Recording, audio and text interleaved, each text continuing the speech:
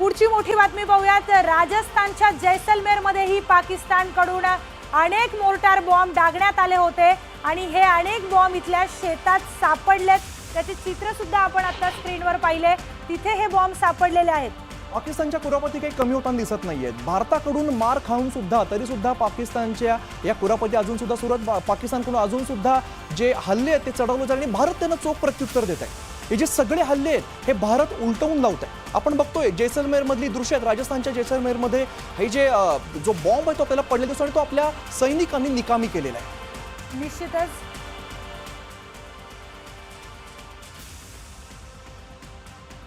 देखिए जैसलमेर के अंदर है, जैसलमेर की एक बस्ती के अंदर, जहाँ पर पीछे की तस्वीरें जहाँ ये कॉर्डन ऑफ किया गया, जो ये कांटे नजर आ रहे हैं, यहाँ पर एक जिंदा बम है। पुलिस इस वक्त यहाँ पर पहुँची है। ये कहाँ पर क्या कहाँ पर है बम? यहाँ गिरा? हाँ सर, ये जो खड्डा हो रहा है इसी खड्डे के पास में बता रहे हैं। मैं भी नहीं गया वहाँ पे। हाँ, अभी नहीं गया आप वहाँ भी नहीं गया। पुलिस आप बुलाया, बाकी यूनिट आ रही है यहाँ पर बम चेक करने के लिए? हाँ आ रहे, बता रहे हैं। अभी सूचना दे दी आपने? सूचना दे दिया, बिल्कुल अधिकारी देख के गए हैं, वो आ रहे हैं। आप देखिए कि यहाँ पर कोशिश की जा रही है, पीछे कांटे लगा दिए गए, जिससे कि कोशिश की जा रही है कि किसी तरीके से यहाँ लोगों को रोका जा रहा है। यहाँ पर नहीं जाएं, भीड़ नहीं बढ़ाएं। इसलिए अभी जब बॉम्ब स्क्वाड की टीम आएगी वो इसको देखेगी। यहाँ स्थानीय लोग उनसे बात करते हैं जिन्होंने देखा। आप बताएं सर, ये आपने देखा? हाँ जी, मैंने देखा है। गिरते ने जरूर देखा है। गिरते हुए देखा आपने? हाँ, गिरते हुए देखा, जरूर कितने देखा। बजे की बात है? 8:30 बजे की बात। 8:30 बजे? हाँ जी, गिरते देखे हल्लाट बाजी और धमाका खिड़तो देखे પછી मैं दौड़ कमरे में बढ़ गया। तो ये फट गया या अभी जिंदा है? आज फटा हटा तो नहीं है, यूं नॉलेज कहीं नहीं सर। फटा नहीं है, वैसा गिरा हुआ है। जैसा गिर गया। कैसे दिखा? आसमान में रोशनी आसमान से बहुत तार दिख रहे थे और बम छूट रहा था। और हमने देखा कि बहुत फायरिंग हो गई ऊपर। तो हमने घरों के अंदर घुस गए। और जिस वक्त नीचे गिरा था, कैसे गिरा था? कैसे रोशनी ऐसे सन्नाट करते गिर गया। फिर हमने देखा वो बम गिरा रहे ऊपर से। अच्छा, ये एक ही गिरा? नहीं, और गिरा है। और भी है सर, आसपास में और भी है। वो किस साइड से आ रहा था? किस साइड से? ऊपर से आया? ऊपर से आया, उस साइड से आया। अच्छा, हाँ। कैसे दिख रहा था? कैसे ये चंगारी निकली, उसके पीछे निकल रही थी और फिर सीधा यहाँ गिरा? हाँ, यहाँ गिरा। उसने कहा गाड़ी खड़ी थी। हाँ। ये बात। अच्छा, ये गाड़ी वहाँ खड़ी थी। हाँ। तो फिर कोई नीचे गिरे, धमाका तो नहीं हुआ? नहीं, धमाका नहीं। हम ये 9 बजे के आसपास, ये देखिए कि तस्वीर के अंदर ये वो बॉम्ब है। ये काफी अंदर धसा हुआ, मिट्टी के अंदर धसा हुआ नजर आ रहा है। सिर्फ ऊपर का हिस्सा यहाँ से नजर आ रहा है। ये क्योंकि जब बॉम्ब स्क्वाड की टीम आएगी वो ये देखेगी कि क्या ये जिंदा है। आशंका यही है कि जिंदा है, क्योंकि लेकिन जब तक जांच नहीं कर दी जाती, पड़ताल नहीं कर दी जाती। और बॉम्ब है तो कौन सा बॉम्ब है ये? क्योंकि जो ड्रोन के टुकड़े गिरे थे, ये ड्रोन नजर नहीं आ रहा, क्योंकि ड्रोन के टुकड़े हमने देखे थे जहां से ड्रोन गिरा था, वैसी तस्वीर नजर नहीं आ रही।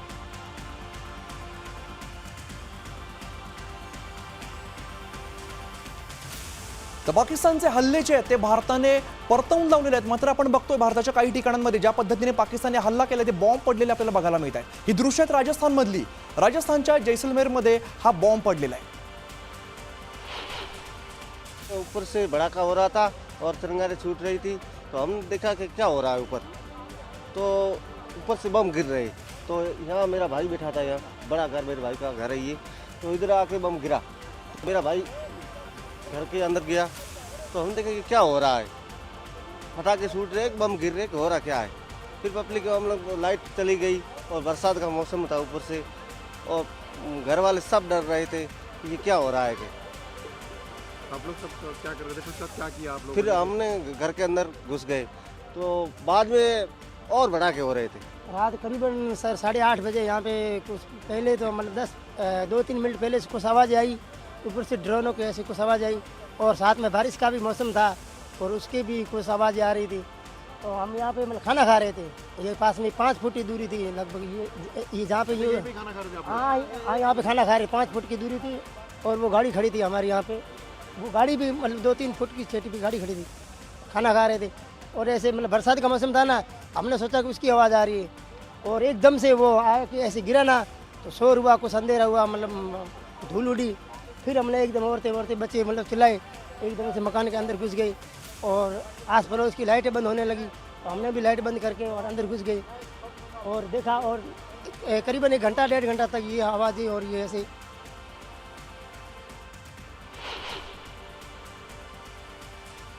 दरम्यान जैसलमेरमधील राजस्थानच्या जैसलमेरमधील ही चित्र आपण आता पाहिली, तिथली परिस्थिती आपण पाहिली. पुढच्या बातमीकडे वळूया. भारताच्या हल्ल्यात पाकिस्तानमधील अनेक ठिकाणं उद्ध्वस्त झाली आहेत.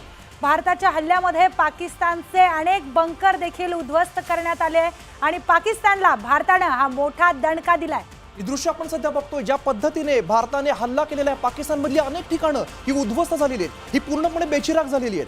भारताच्या हल्ल्यामध्ये पाकिस्तानचे अनेक बंकर हे उद्ध्वस्त झालेत. आपण दृश्यांमध्ये ज्या पद्धतीने बघतोय, भारताने जसा हल्ला केला, हे जे पाकिस्तानी दहशतवाद्यांचे जे बंकर होते ते पूर्णपणे बेचिराख झालेले. त्यामुळे भारताने हा मोठा दणका दिलेला आहे. तर भारताने पाकिस्तानमधील सगळे बंकर उद्ध्वस्त केलेले आहेत आणि पाकिस्तानमधील अनेक ठिकाणं देखील भारताने उद्ध्वस्त केली आहेत. भारताच्या हल्ल्यात पाकिस्तानचे अनेक बंकर उद्ध्वस्त झालेत. आपण स्क्रीनवर पाहू शकतो कशा प्रकारे भारताने पाकिस्तानला चांगलाच धडा शिकवलाय. पाकिस्तानच्या नांग्या भारताने ठेचल्या आहेत आणि यापुढे भारताने पाकिस्तानला हा संदेश दिलाय की दहशतवादाला आता थारा नाहीये.